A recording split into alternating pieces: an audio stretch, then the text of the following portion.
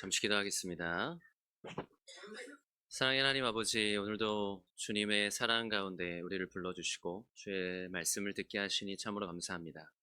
부족한 종을 통하여 전하게 하시는 말씀을 통하여 하나님께서 오늘도 우리에게 가장 필요한 은혜를 허락하여 주시고 그 은혜를 잇대어 또 오직 하나님을 의지하여 살아가는 저희들이 되게 하여 주시옵소서. 감사드리며 예수님의 이름으로 기도하옵나이다. 아멘. 오늘은 신앙과 경건이라고 이렇게 제가 시리즈로 하게 된 두 번째 설교 시간입니다. 지난 시간에 저는 우리 신앙의 목적이 거룩이어야 한다고 좀 강조해서 말씀을 드리면서 이 신앙의 목적을 우리가 한 번 더 점검해야 하고 놓치지 말아야 한다고 말씀을 드렸어요. 어쩌면 우리가 신앙생활하면서 이 목적과 방향성을 좀 놓치면서 그냥 신앙생활을 하는 경우들이 있기 때문에 거듭난 세 사람의 정체성인 이 거룩에 대한 이 너무나 중요한 핵심을 놓치고 그냥 신앙생활을 하는 경우들이 있기 때문에 신앙생활에 여러 문제들이 발생하는 거라고 해도 과언이 아닌 것이죠. 분명히 하나님께서는 내가 거룩하니 너희도 거룩할지어다 이렇게 얘기하셨거든요. 항상 이게 우리의 방향성이 되어야 하고 그 방향성을 우리가 가지지 않는다면 당연히 우리의 신앙생활은 어떤 방향성을 놓친 여느 종교 생활과 다름없게 되고 마는 것입니다. 그러니까 그렇게 정말 될 수밖에 없어요. 앞으로도 계속 제가 이 시리즈를 하면서 말씀드리겠지만 결국 거룩이라는 것은 우리가 계속해서 신앙생활 가운데 우리가 바라봐야 하는 지향점이고 또 참된 경건이라는 것은 정말 하나님과의 깊은 관계 안에서만 가능한 것이라는 거. 그러니까 거룩과 경건한 신앙생활이라는 건 모두가 하나님 안에서만 가능한 거예요. 그 하나님과의 관계를 최우선순위로 하여 사는 게 참된 경건이고 거룩한 삶인 거죠. 그렇기 때문에 이 거룩이라는 목적성을 상실한 채 우리가 그냥 신앙생활을 한다는 것은 다른 말로 하면 사실은 하나님과 별로 상관없는 신앙생활, 하나님과의 관계가 목적이 아닌 신앙생활을 하는 것이다. 이렇게 얘기할 수가 있는 것입니다. 그러니까 하나님과의 관계가 목적이 되지 않으면 그렇기 때문에 주일 예배만 나와도 괜찮은 신앙생활이 가능해지는 거예요. 그리고 그런 방식으로는 그러니까 정말 그 하나님과의 깊은 관계가 중심에 있지 않는다면 아무리 우리가 열심히 한다고 해도 그러니까 아무리 봉사 열심히 하고 뭐 열심히 교회의 어떤 행사들에 참석한다고 해도요. 헌금을 많이 한다고 해도요. 결국은 뭘 위한 게 되고 말죠? 나를 위한 게 되고 말아요. 그러니까 하나님과 상관없는 내 어떤 종교적 행위가 되기가 쉬운 거예요. 내가 잘 되기 위한. 이 내가 잘 되기 위한다는 게 여러분 꼭 물질적 성공만을 말하는 건 아니에요. 우리는 어떤 도덕적으로 좀 더 나은 나를 지향할 수도 있습니다. 근데 이것 역시도 하나님과 상관없이 이루어질 수도 있는 거예요. 그런 것들을 다 포함해서 소위 복을 받기 위한 이 땅에서 내가 잘 되고 자녀들이 잘 되고 혹은 우리 가정이 잘 풀리는 이런 것들을 바라는 그런 신앙생활 되기가 쉬운 것이죠. 근데 사실 생각보다 많은 그리스도인들이 그런 신앙생활을 하고 있다는 거죠. 안타깝게도. 하나님과 관계없는 신앙생활. 그냥 쭉 해온 대로 그냥 습관적으로 하는 신앙생활을 우리도 모르게 할 때가 많이 있어요. 이것도 아니면 그냥 하나님을 멀리 떠나 있어요. 하나님을 멀리 떠나서 세상 사랑에 깊이 빠져 있는 거죠. 생각보다 그런 분들 꽤 많아요. 그러니까 우리는 주일 하루 이렇게 교회 나와서 예배 드리면서 서로를 보는 경우들이 많은데 실제 한 주간의 우리의 삶을 볼 때는 하나님에 대한 사랑이 아니라 세상에 대한 사랑과 열심으로 살아가는 경우들이 꽤 많아요. 또 그 중에는 한때는 정말 열심히 교회를 다녔고 일시적으로는 열정적으로도 주를 섬겼지만 결국 현재 그의 삶을 차지하는 것이 그의 마음을 차지하는 것이 소위 세상 사랑이고 세상 중심임을 보게 되는 경우들도 많습니다. 그러면 사실은 그냥 냉정하게 말하면 아무리 주일에 하루 교회를 나온다고 해도요, 그의 삶의 주인은 주님이 아니죠. 냉정하게 말하면 그의 삶은 하나님을 떠난 삶인 거죠. 근데 놀랍게도요, 하나님을 떠나서 살아가고요. 그러니까 꼭 교회를 주일에 나오든 안 나오든. 그러니까 더 심각하면 물론 아예 교회를 오랫동안 안 나올 수도 있겠죠. 그런데 한 주간의 삶에서 실제적으로는 하나님을 떠나 살아가면서도 대부분은 어떻게 생각을 하죠? 그래도 내 구원에는 아무 문제가 없다고 생각을 합니다. 그냥 아무리 그래도 내가 지옥에는 가겠어. 그래도 내가 하나님을 믿긴 믿는데 지금은 내가 사정상 뭐 교회를 좀 안 나가고 혹은 내가 지금은 사정상 좀 열심히 안 하지만 한땐 나도 열심히 교회도 다녔는데 최소한 구원은 얻지. 이렇게 생각을 해요. 그래서 굉장히 재미있는 건 구원이라는 게 최소가 된다. 최소한 구원. 근데 여러분 그렇게 살아가면서도 나는 하나님을 믿는다고 말할 수 있다면 대체 믿음은 뭐죠? 그렇게 살면서도 난 하나님을 믿어라고 우리가 말할 수 있다면 믿음은 뭐죠? 그리고 그 정도로만 해도 최소 구원은 얻을 수 있다면 구원은 무엇입니까? 제가 이렇게 말씀드리면 아마 이 자리에 계신 여러분 모두가 그치. 그렇게 해서 하는 걸 믿음 혹은 그렇게 해도 얻는 걸 구원이라고 말하기는 어렵지. 이렇게 다 동의하실 거예요. 그런데 이게 내 얘기가 되면 어때요? 그럴 수 있는 거. 이게 내 얘기가 되면 그럴 수도 있는 어떤 일종의 합리화가 우리에게 너무 자연스럽게 일어납니다. 제가 요즘 청년들에게 그런 설교를 이렇게 좀 했어요. 그렇게 해도 얻을 수 있는 게 구원이라고 정말 그렇게 생각하냐. 진짜 그렇게 해도 구원 정도는 얻을 수 있는 거라고 생각하냐. 그렇게 좀 도전하는 말들을 했었거든요. 그러니까 내가 얼마든지 세상 사랑하고 내가 원하는 것들을 행하면서 죄를 짓고 그건 하나님이 아닌 세상이 중심이 되어 살아가면서도 그래서 하나님은 뭐 있으면 좋고 뭐 없어도 뭐 어쩔 수 없고 내가 필요할 때만 하나님을 찾고 그래도 가는 게 천국이고 그래도 얻는 게 정말 구원입니까? 만약 그렇다면 믿음으로 구원을 얻는다고 할 때 이 믿음은 얼마나 보잘것없는 거죠? 그래도 얻는 게 구원이면 구원은 얼마나 과연 가치가 있는 것입니까? 만약 하나님께서 정말 고작 그런 믿음 주시기 위해 그런 구원 이루시기 위해 예수께서 이 땅에 오셔서 그렇게 고난당하시고 십자가에 죽으신 건가요? 사실 우리가 조금만 생각해 보면 그럴 리 없다는 걸 알 수 있어요. 고작 그런 구원, 고작 그런 믿음 때문에 주님이 그렇게까지 하셨다고 우리는 말할 수 없어요. 그러니까 조금만 생각해 보면 그게 아니라는 걸 알 수 있는 거예요. 그래서 우리에게 때로는 생각하는 신앙생활이라는 게 너무 필요해요. 그냥 습관적으로 그냥 하는 신앙생활 말고요. 정말 깊이 주님을 생각하는 혹은 하나님께서 특히 우리에게 이루신 일을 생각하는 시간이 굉장히 필요해요. 나의 모습을 생각해보는 하나님과의 관계 속에서 나를 바라보는 조금만 그리스도께서 우리를 위해 행하신 그 일들을 하나님이신 그분이 행하신 일을 그 구원을 이루기 위해 어떤 일까지 하셨는지를 우리가 좀 깊이 묵상해 보면요. 우리는 결코 그렇게 쉽게 혹은 가볍게 생각하지 않을 거예요.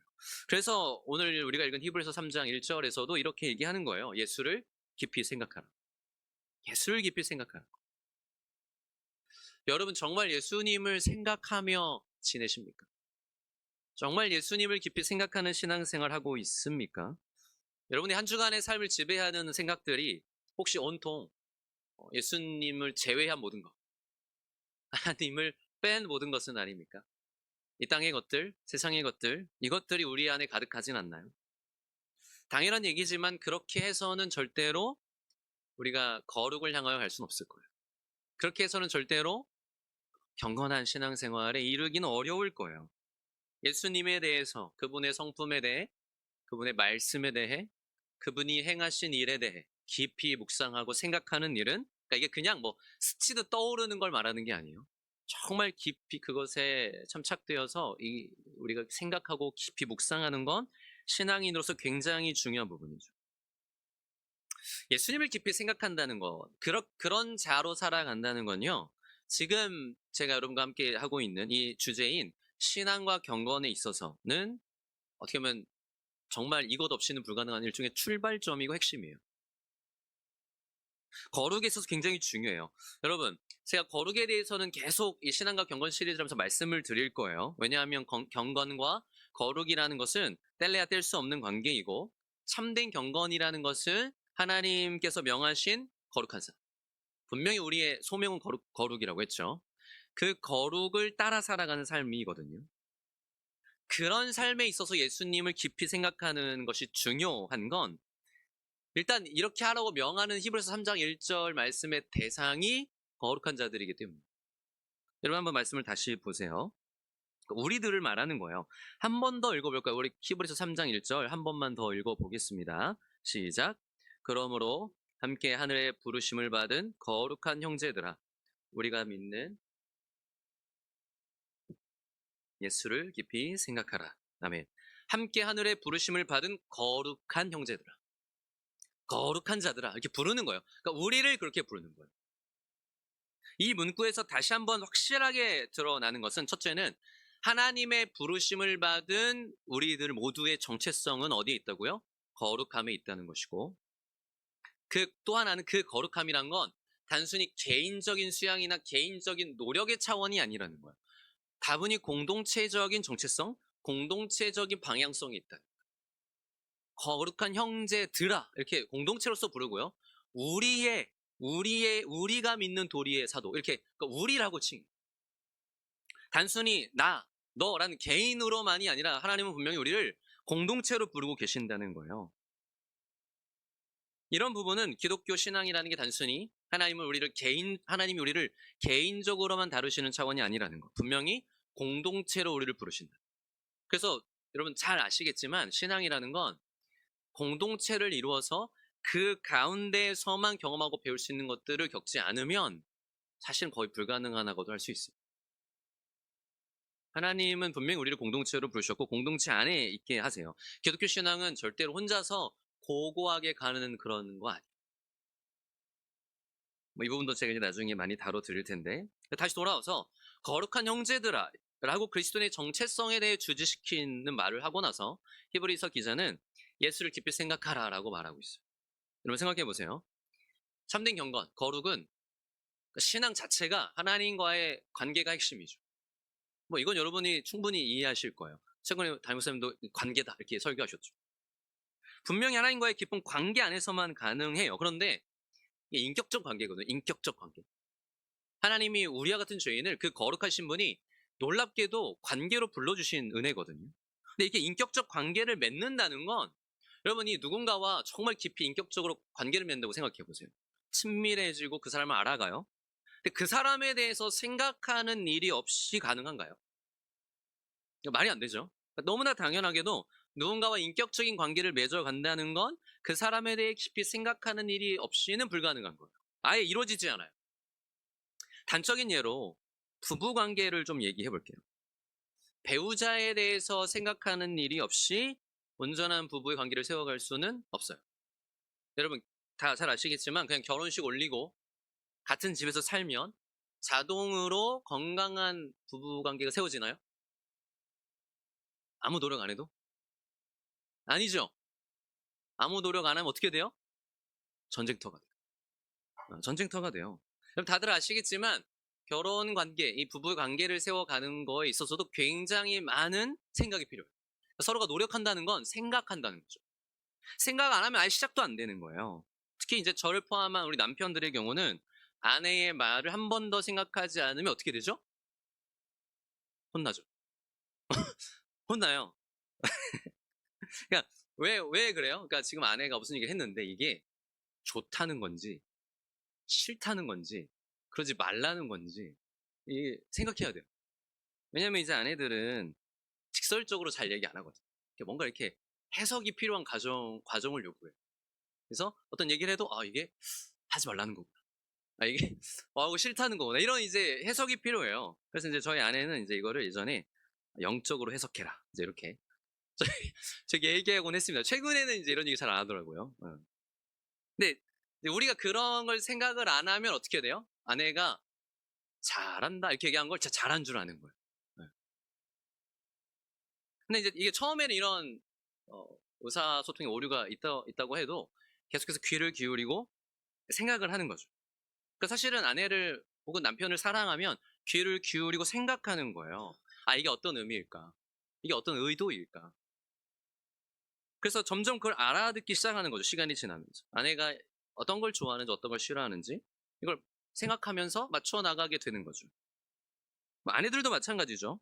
남편의 성향이나 남편의 어떤 상황, 남편이 처한 상황 혹은 남편의 기분 이런 것들을 잘 살피고 생각하면서 배려하고 맞춰가는. 그러니까 서로가 이러한 생각과 배려를 통해서만 건강한 부부의 관계가 세워져 가는 거죠. 그래야만 온전한 부부의 연합이 이루어지고 그 부부가 이룬 결혼 언약이라는 언약의 관계 안에서 언약이 주는 유익을 충분히 누릴 수 있는 너무 좋은 거잖아요, 사실은. 근데 그렇게 하지 않으면서 이상적인 결혼 생활을 세워가는 건 그걸 꿈꾸는 건 말이 안 되는 거예요. 아내가 싫다고 하는 것을 혹은 남편이 싫다고 하는 것을 생각을 안 해 가지고 맨날 까먹어요, 예를 들어서. 그리고 그 짓을 또 해요. 그럼 어쩌자는 거예요? 싸우자는 거죠. 왜 생각을 안 하냐는 거죠. 격하게 이렇게 좀 이렇게 공감을 하시는 분도 계십니다. 참된 평화를 누리기보다는 그러니까 그런 건 뭐예요? 내 하고 싶은 대로 하겠다는 거죠. 그 언약에 충실하겠다는 게 아닌 거예요. 그러니까 이건 여러분 단순히 여러분 부부 관계는요. 그냥 한 사람과 한 사람이 뭐 이렇게 잘 살아보자 이거 아니에요.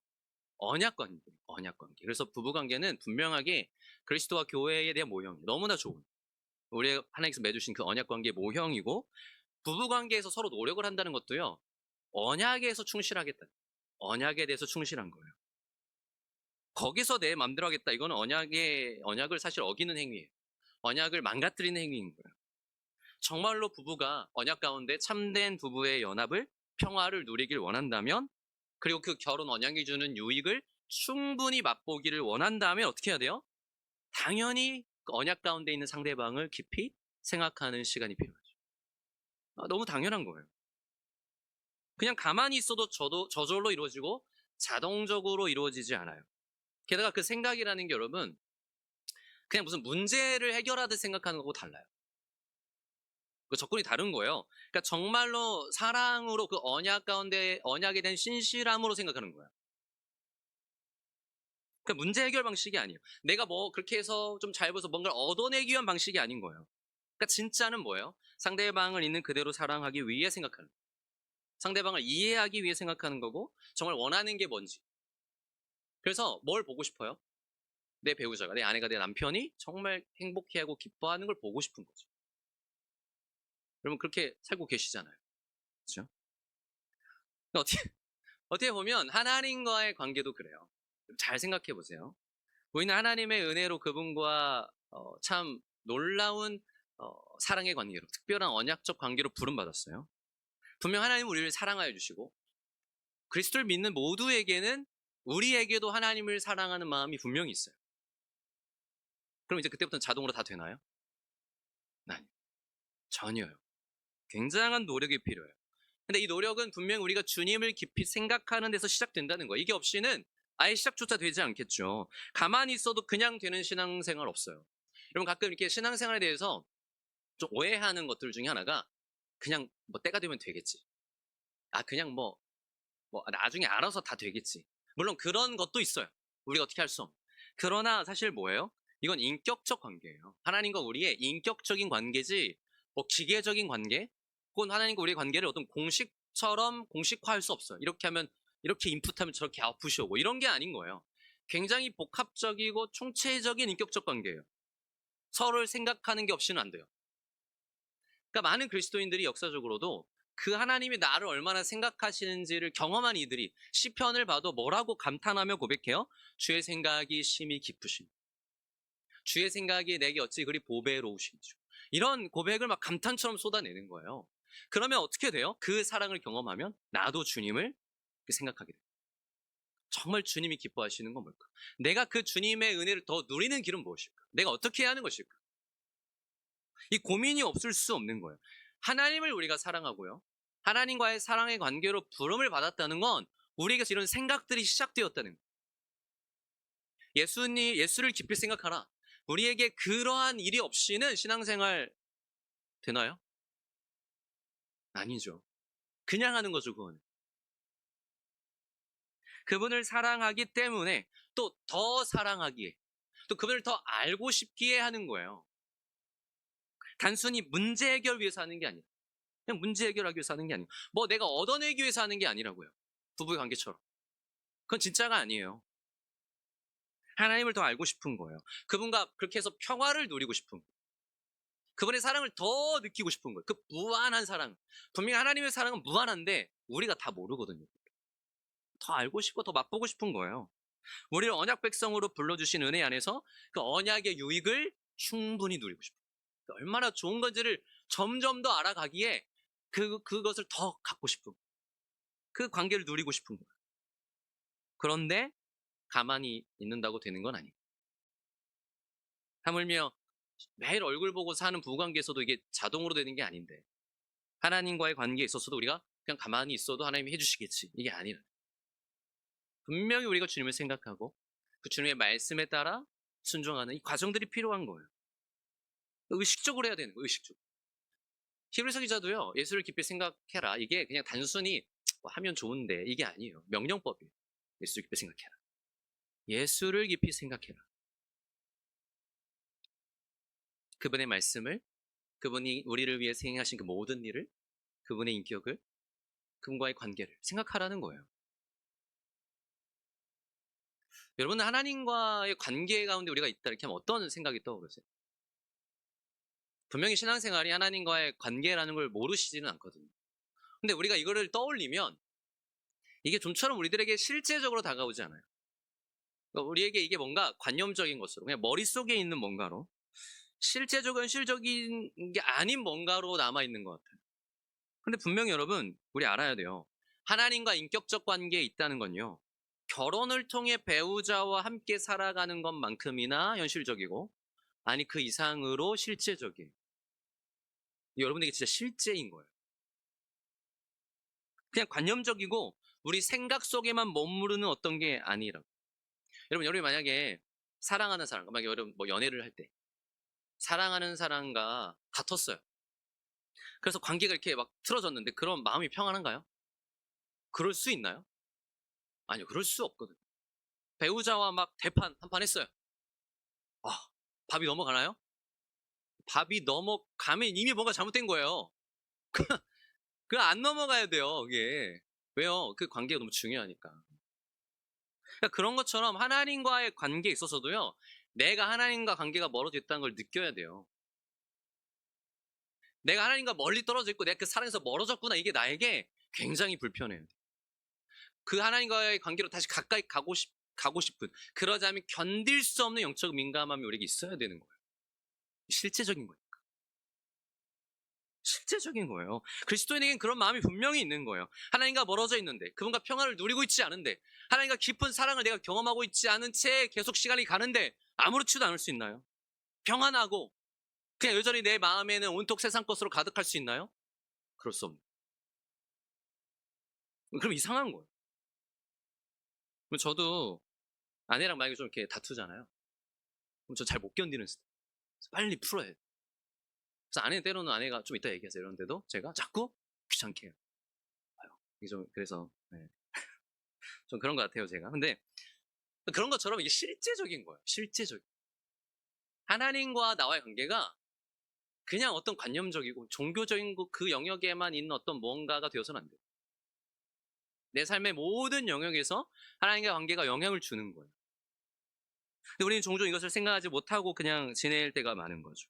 얼마나 내가 하나님과 그 특별한 언약적 관계, 그 사랑의 관계에 있는지 이 사실에 대해서 사실은 이 하나님과 관계가 분명 우리 신앙생활의 실체이고 심지어 전부라고 할 수 있는데 너무 동떨어진, 이게 마치 내 현실과 동떨어진 무언가여서 내가 실제로 할 수 있는 거는 전혀 없는 것처럼 생각하는,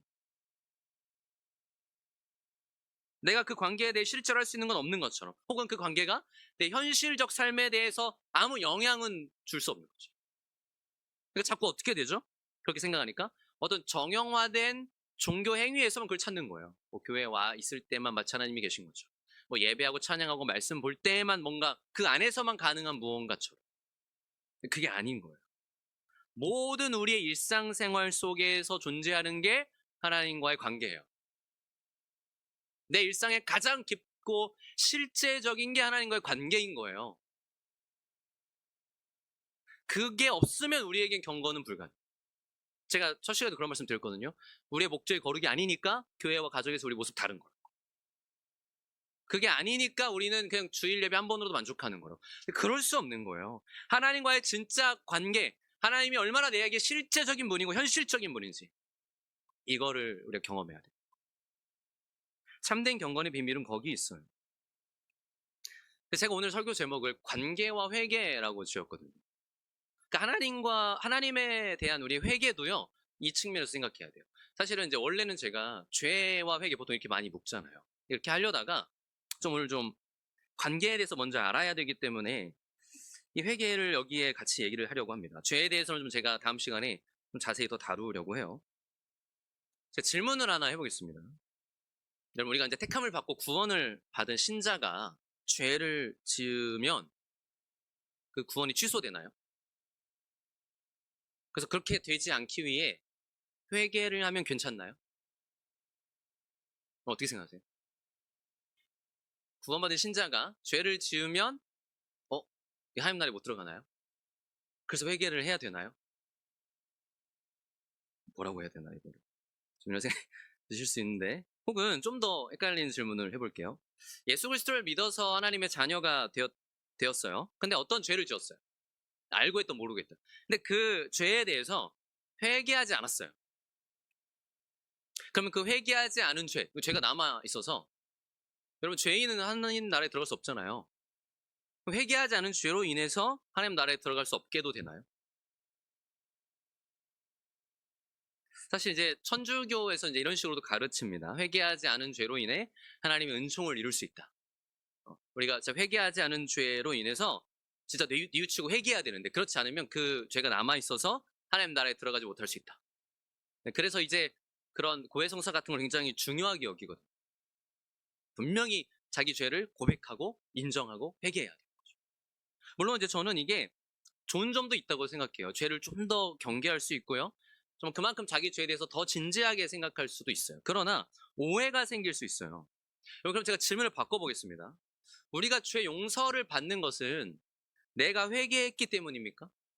아니면 예수께서 나를 위해 십자가에 죽으셨기 때문입니까? 전자예요, 후자예요? 후자죠. 그러니까 내가 회개했기 때문은 아니에요. 무슨 말이냐면, 우리가 죄를 용서받을 수 있는 유일한 이유는 나에게 있지 않고 오직 예수님께 있어요.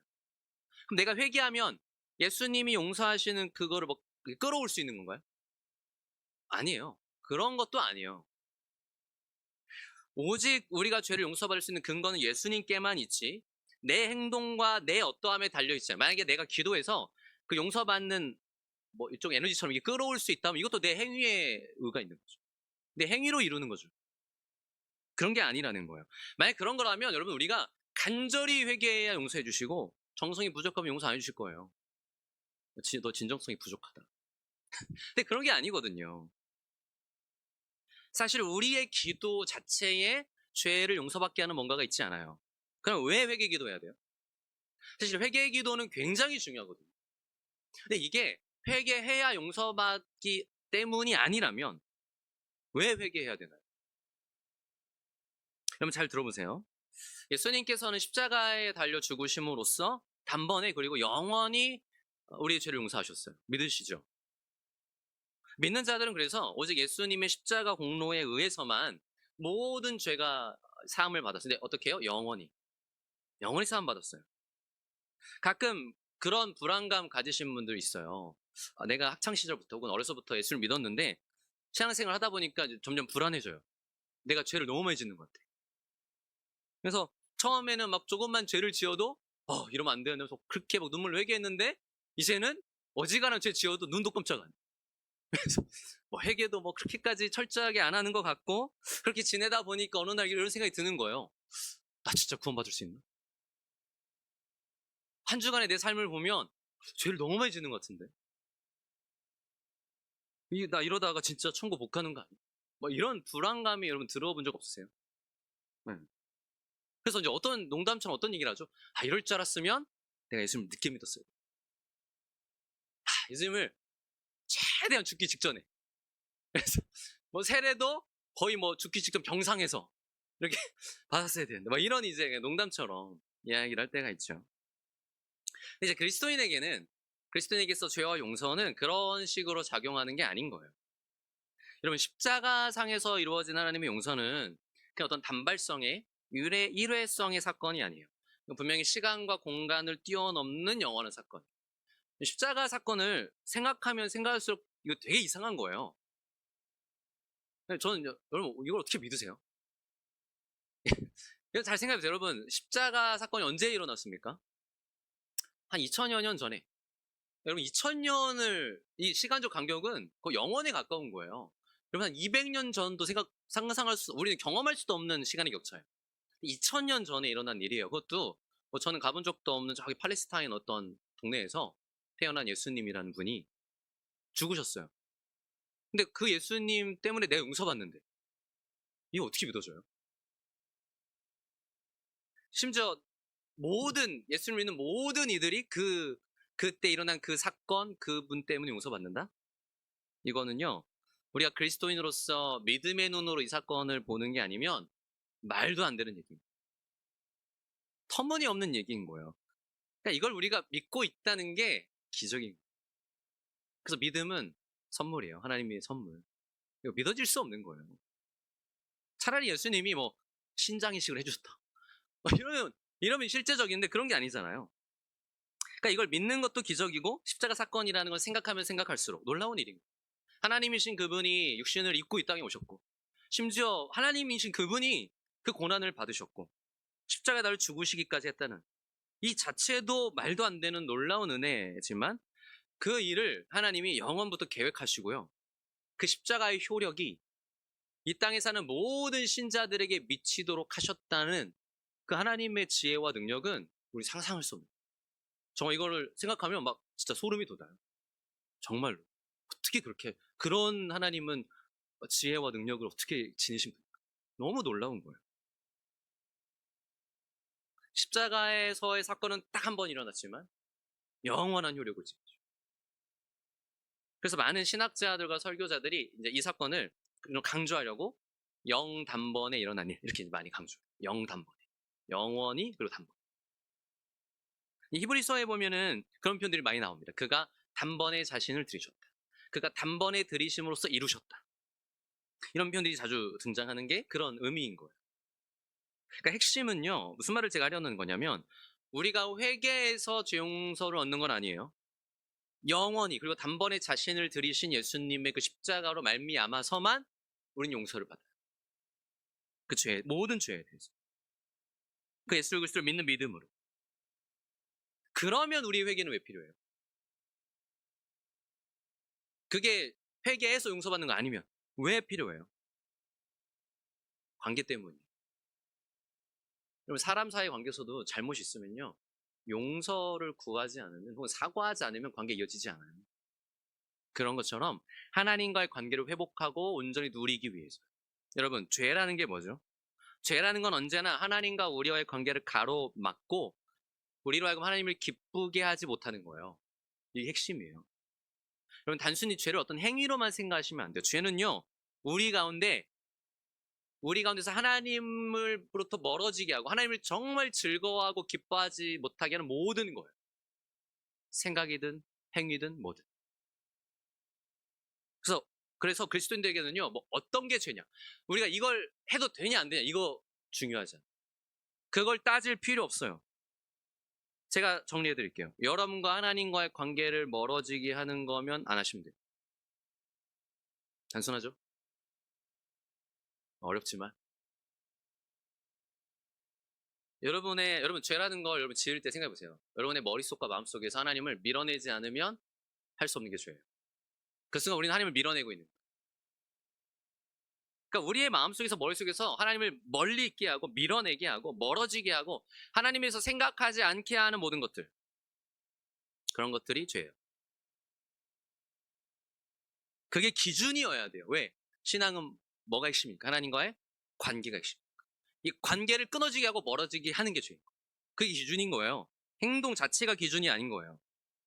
그래서 죄를 짓지 않는다는 건 내가 그래서 뭐 거룩해지고 떳떳해지고 이런 차원이 아니에요.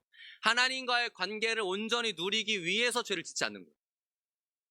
그래서 그게 너무 좋으니까 하나님과 관계를 누리는 게.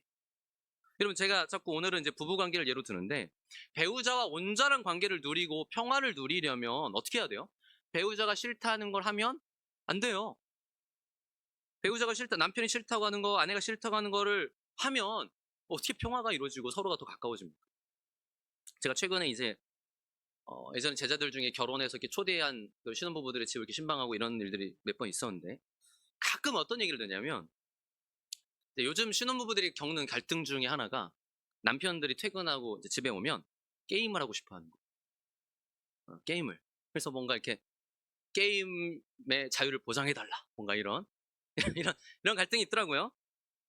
근데 여러분 생각해보세요. 퇴근하고, 물론 뭐 하고 싶죠. 근데 퇴근하고 집에 와서 또 게임을 하면 아내랑은 언제 시간 보냅니까? 그럼 결혼 왜 했어요? 이제 그런 걸 떠나서, 이 게임을 한다는 거는 뭘 뺏어가죠?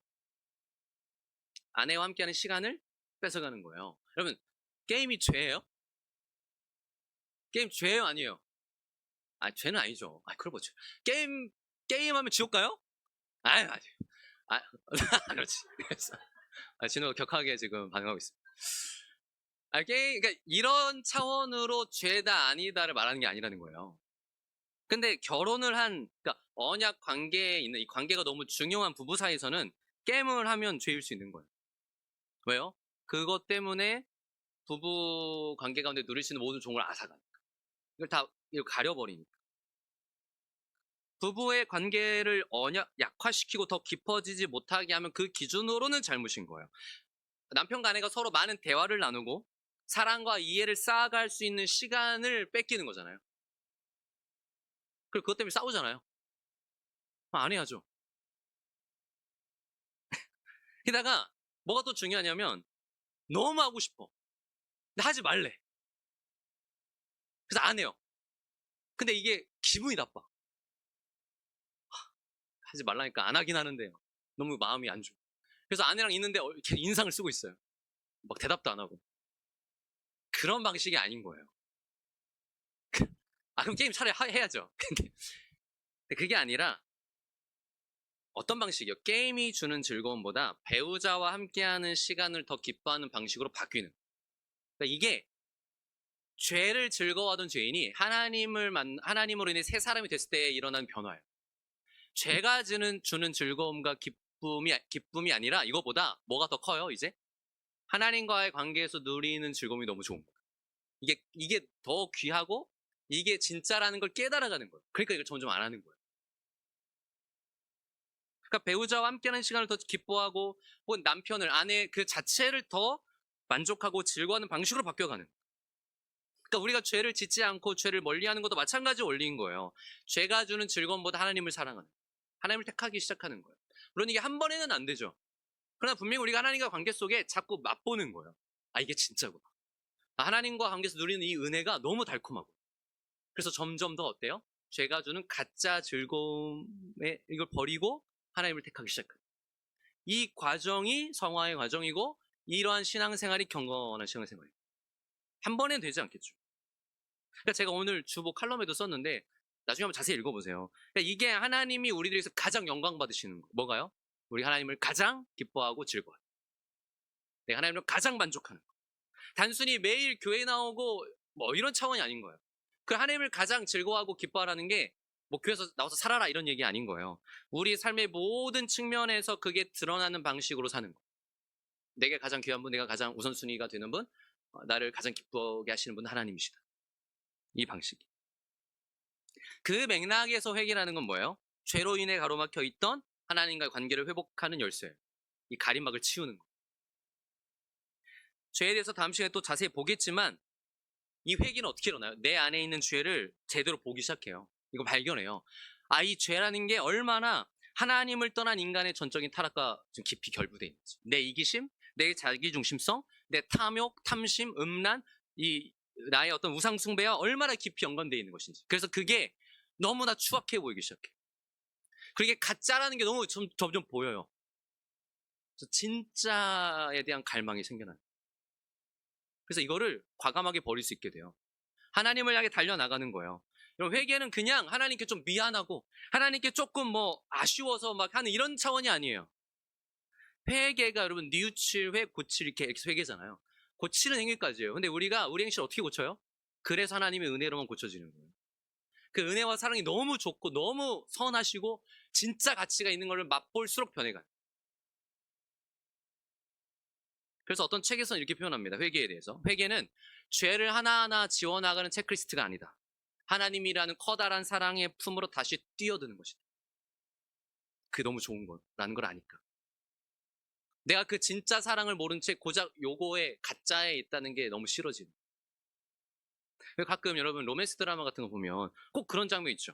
남자 주인공이나 여자 주인공이 이제 거의 마지막에 떠나요. 꼭 이제 공항 같은데 짐 다 싸가지고. 근데 갑자기 떠나기 직전에 뭐가 막 떠올라요?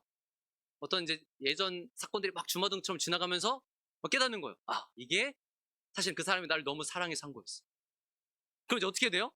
갑자기 막 짐 다 내버려 두고 막 비행값 너무 아까운데 막 이거 막 다 막 취소하고 갑자기 그 사람한테 달려가는 거예요. 그죠? 막 달려. 되게 멋있게 달려. 슬로우 모션 생기면서. 뭐 이런 장면 꼭 있죠. 그러면서 그 사람한테 가서 막 안기잖아요. 어쩌면 그런 이미지죠. 진짜를 발견하면 다른 게 다 가치가 없어지고. 회개는 하나님과의 관계가 그렇게 회복되는 너무나 놀라운 은혜의 방편으로 우리에게 주신. 그럼 말씀을 마무리하겠습니다. 사실 원래는 제가 죄와 회개를 먼저 얘기하려고 이렇게 준비하다가 그런 생각이 들었어요. 아, 우리의 신앙생활이 얼마나 하나님과 실제적인 관계에 있는지를 알지 못하면 아무리 죄에 대해서 얘기해도 그냥 그저 교회를 다니며 오랫동안 들어온 금지 조항 정도로밖에 안 들릴 수 있겠다. 혹은 도덕적 차원에서만 들을 수 있겠다. 이런 생각이 들었어요. 그래서 오늘 여러분에게 관계에 대해서 더 좀 깊이 얘기를 한 건데 분명 신앙과 경건은, 분명 거룩은 하나님의 관계가 핵심이고 이 하나님과 관계라는 차원 안에서 이해되어야 돼요. 그 안에서만 이루어져요. 제가 앞으로 여러분에게 죄에 대해서든 하나님과의 관계 혹은 그 안에서의 성도들과의 관계 뭐 이런 것들에 대해서 계속 설교하겠지만 궁극적으로는 결국 그리스도와의 연합에 대해서 얘기할 거예요. 여러분 정말 놀라운 건 이게 제 핵심인데요. 하나님께서는 우리와 같은 죄인을 그 거룩하신 분이 인격적 관계를 맺는 수준을 넘어서 그분과 연합하는 자로 부르셨어요. 정말 놀라운 일인 거예요. 내가 그리스도와 같이 되어가는 거예요. 정말 놀라운 경건의 비밀인 거예요. 우리의 신앙생활이 피상성을 넘어서요. 온전히 하나님과의 언약을 누리는 관계로 나아가게 되기를 소망합니다. 이게 정말 여러분에게 실제였으면 좋겠어요. 머릿속에 존재하는 뭔가가 아닌 거예요. 하나님과의 가장 실제적이고 현실적인 관계. 그것을 알기에 주님을 늘 생각하고 예수를 깊이 생각하고 그분의 말씀을, 그분이 우리 위해 행하신 모든 일들을 늘 묵상하는 그 실제적 관계를 누리면서 하나님이 우리가 맺어주신 그 언약의 유익을 충만히 느끼는. 그럼 왜 하나님 나라에 우리가 가고 싶은 거예요? 그 언약적 관계에서 우리에게 주시는 유익을 맛볼 때마다 이게 너무 달콤해요. 이게 너무 진짜고 이게 가장 가치 있고 행복한 거라는 걸 아는 거예요. 그래서 근데 이 땅에서는 우리가 이걸 온전히 누릴 수는 없거든요. 잠깐 맛봐요. 근데 우리 육신적 한계 때문에. 그러나 하나님 나라에서는 어때요? 그 하나님과의 관계 안에서 누리는 모든 유익이 무한한 거예요. 무한한 거예요. 그걸 너무 소망하게 되는 거예요. 그게 우리가 가고 있는 방향이고 그게 우리가 그토록 소망하는 자리. 하나님은 그 자리로 우리를 부르셨어요. 근데 그 자리는 오늘 우리가 주님을 생각하고 이 관계가 얼마나 실제적인 것인지를 아는 데서 시작되는 하나님 우리를 불러주신 그 은혜가. 사랑하는 여러분, 그 속에서 내가 무엇을 행해야 되고 혹은 무엇을 버려야 하는지, 내가 어떻게 하나님을 더 알아가고 하나님을 더 사랑할 수 있는지, 우리에게는 이런 고민들이 있었으면 좋겠어요. 그런 고민을 통하여 정말 신앙과 경건이 우리 가운데 실제가 되고 하나님을 가장 사랑하고 기뻐하는 이런 거룩한 삶이 우리 가운데 이루어지기를 주님의 이름으로 축원합니다.